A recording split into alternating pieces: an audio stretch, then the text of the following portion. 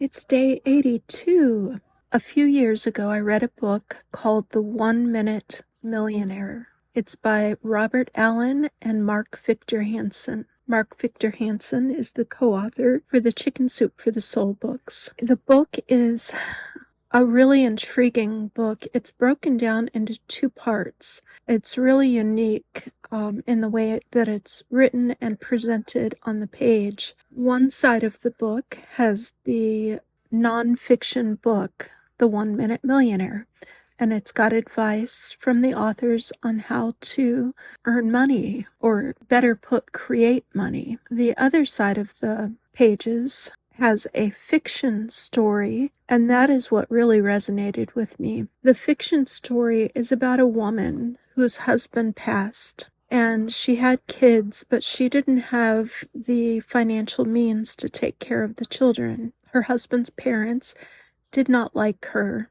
and decided that she wasn't a fit mother and couldn't take care of the children. So they went to the courts and petitioned to keep the children. They ended up making a deal with the mother that if she could earn $1 million, I think it was in 100 days, that she could have the children. And so she went on a 100-day quest to earn this money. It was just amazing. She decided that she could not do it alone. And so she teamed up with several mentors. One woman that really helped her get her mindset right, because her mindset was in sadness, of course, for not having her children, for losing her husband. And she was in a poverty mindset, which for sure is what a lot of us are in, where we struggle with our mindsets more than anything. So the woman in the book, in this fiction story, teamed up with another woman who just was magnificent. Every day she would help her with her mindset, and every day she would go somewhere in nature alone and scream positive affirmations. Even when she wasn't believing them, she was screaming these positive affirmations that she was wealthy and she was worthy and she was good enough and she was going to get her children back, and she could do anything.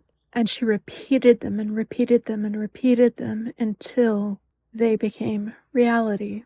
She believed them. Our words are so powerful, and speaking aloud, it is powerful for us. Once she got her mindset right, she began working with several different people. She built this team of people around her to help her come up with ideas for the money. She didn't want to put all of her eggs into one basket, so she took 3 different routes to potentially earn the money. One was through real estate. She didn't have any money, but she worked with somebody in real estate, and they somehow ended up securing loans and playing the game of real estate correctly till she earned the money. I believe through that avenue of real estate, she ended up earning almost $1 million or more. She also created a little teddy bear for kids that have either lost their parents or their parents are in the military and overseas, and the little bear had a recording inside and would say, "I love you, I miss you," from the parent to the child. That was the second way, and it was a little bit slow to get off the ground, but in the end it became a success and a recurring stream of revenue for her. The third way was creating a course on making money, and she worked with a man to do that.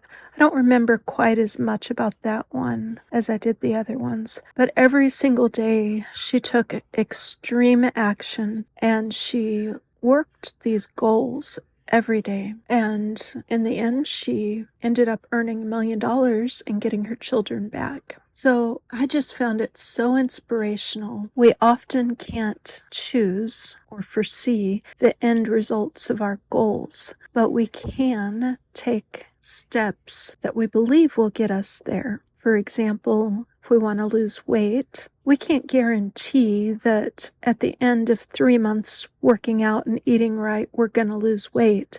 It's a good bet that we will, because those are the typical ways that people lose weight, but it's not an absolute guarantee. We can't guarantee that a business venture is going to pan out and make that much money, but it's a guarantee that doing something will get you somewhere faster than doing nothing. So certainly if we do nothing, we don't have much of a chance to get anywhere. So it's been a number of years since I read the book, and I think I may reread it soon. But it's part of the reason I started this 100-day challenge, and probably should go back to it and look at it again for some more inspiration and motivation to make the changes that I need to make to get the things done that I want to do. The takeaways that I have from the 1 Minute Millionaire are, first, to get our mindset right. When our mindset is in a defeatist, anxious, poverty mindset place, we can't get past it often to take action. And I think it's the number one thing we have to do before any action on any plan or goal. We have to get our mindset at least to, okay, I'm starting, it's possible. It's possible. It might happen. I'm gonna take action. I'm going to do my best.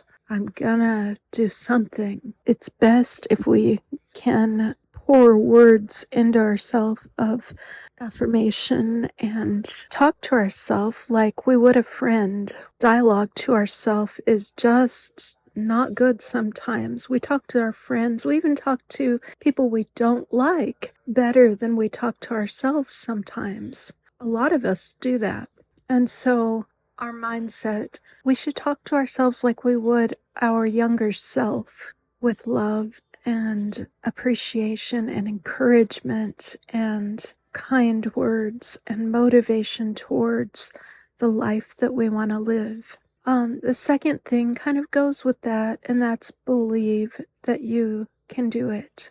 There's a saying that I love that says, what would you do if you knew you could not fail? If you knew you could not fail, what would you do? And I think most of us stop at the, it's never going to work out. It's never going to happen.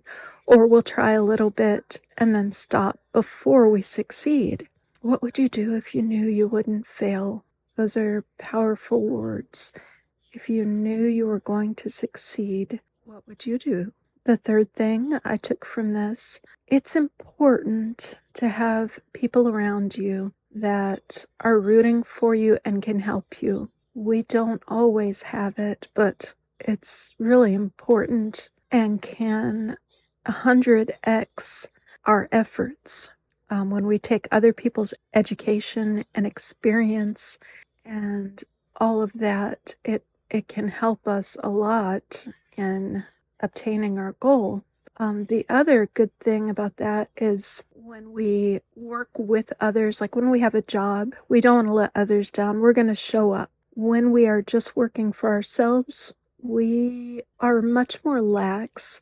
We can not show up for ourselves like we do for other people. And so having that mastermind of other people's and their knowledge and skills is really important. If you don't have it, I read in a book, I think it was the book Think and Grow Rich, of creating a virtual mastermind. And the virtual mastermind is taking anybody. So, for example, I took Oprah, I took Steven Spielberg, took Steve Jobs. I took quite a few people from history that are no longer here, that are no longer alive, and people that are still alive that I respect and look up to and wish that I could have an hour's meeting with and pick their brains or have in my life for encouragement and guidance. Take those people and put their pictures up and ask them for help. It sounds cheesy, but have an imaginary conversation with the people. You know, while you're falling asleep, hey, Oprah, what would you do for XYZ? And have an imaginary conversation with these people.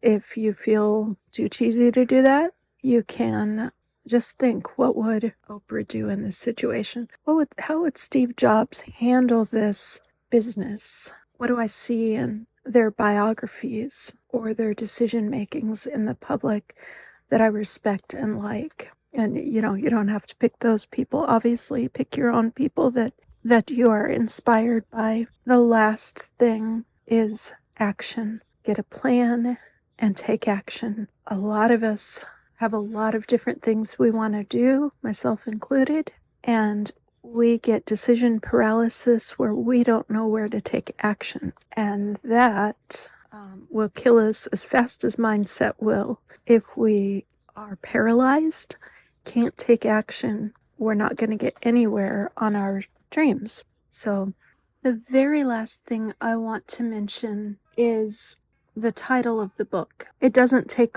1 minute to get rich unless you're playing the lotto 1 minute before they draw the winning numbers. But you can have a $1 million idea come to your mind in 1 minute. You never know what idea is going to spark for you and create $1 million. And the author and I believe that we all have a $1 million idea. We just have to find it and put it into practice. Those are the things that I took away from the book, The 1 Minute Millionaire. If you get a chance to read it, I highly, highly recommend it.